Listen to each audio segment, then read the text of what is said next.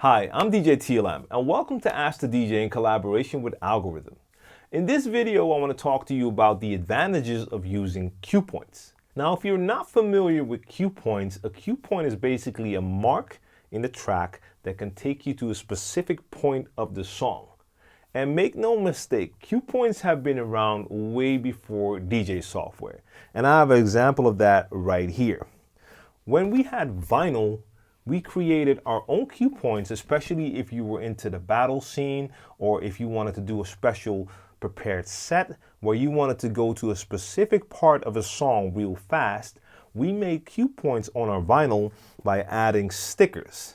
Now, these stickers were placed at the exact point for the needle to touch it. It would take it to the right groove of the vinyl to give you exactly that part of the song that you needed. So let me just demonstrate. So on this vinyl, I have a track, and the first line of that track is I Wanna Rock Right Now. But that line only comes in after a whole intro. I would have an instrumental playing on one side, and on the other side, I wanted to go straight to that first line. Now, if I did not have a cue point, I would have to put the needle on the vinyl, use my headphones, and cue forward until I found that first part. But that would take too much time. So with that sticker there, I can just place my needle on the vinyl. It now goes past that sticker. The sticker pushes the needle right to that first line. So if I open up the sound now, you're going to hear I wanna rock. I wanna rock. It's right there. And that second sticker goes to a certain break in the track where the artist says 1, 2, 3. That's another part I wanted to go to straight away.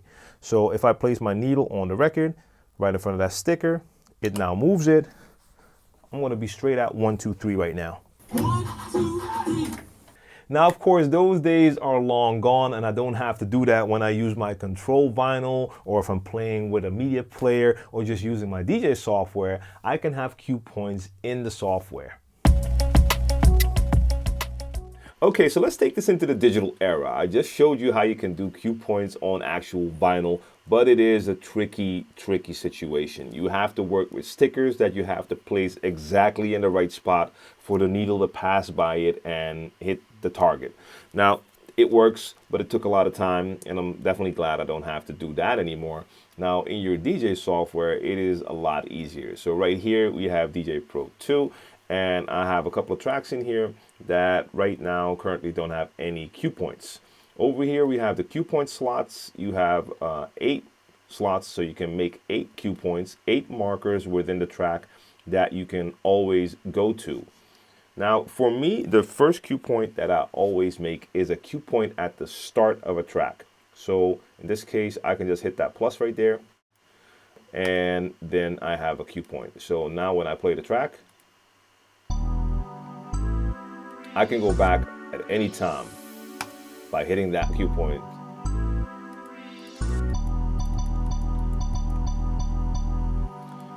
For me, that is perfect. Another part where you might want to have a cue point is the actual beginning of a verse where people start to sing or rap if you're playing music that has vocals.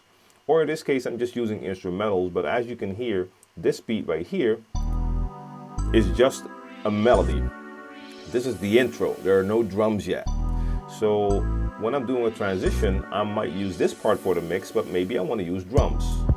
Okay, we have some drum sounds here, but this is definitely not a full beat yet. So this is just a phrase with some extra drums, and there we go. So there's the new phrase, and right there we have the actual beat. So I'll make a cue point here, but there was a phrase before that that had a couple of drums in there. I might want to have a cue point there as well. So I'll put this on the third, and over here I can see this is about where those drums came in. Yep, that's it. So I'll just make a cue point there. What I want to stress right now is if you start to get into making multiple cue points for a song, then it might get confusing. Right now it's only 3. It's pretty logical, but even then, if I haven't played this track in a while and I just see these cue points, I don't know what they are yet. I have to hit them to hear what they are. What I can also do is something extra and that is name the cue points. So in this case, if I name this cue point intro, that tells me what it is. If I name this cue point beat, for instance, that already tells me what it is. Now I'd have to figure out what name I would give this middle one. That's the one where you get a few drums in there. So beginning and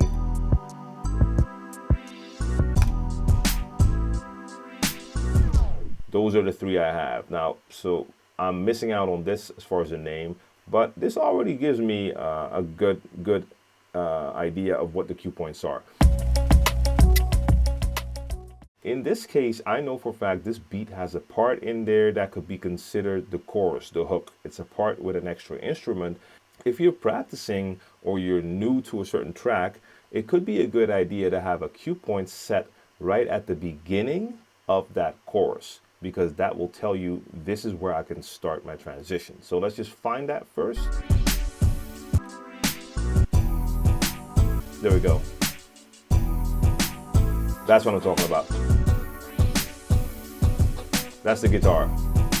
Take it back. 1, 2, 3, and that's that point. So that's the cue point I want, and I'm gonna name that cue point hook. That's what I like to call it. You could call this chorus, you could call it whatever you want. You could even call this transition in, where you start your transition. And let's play that hook. That's most likely going to be an 8-bar hook. 2, 3,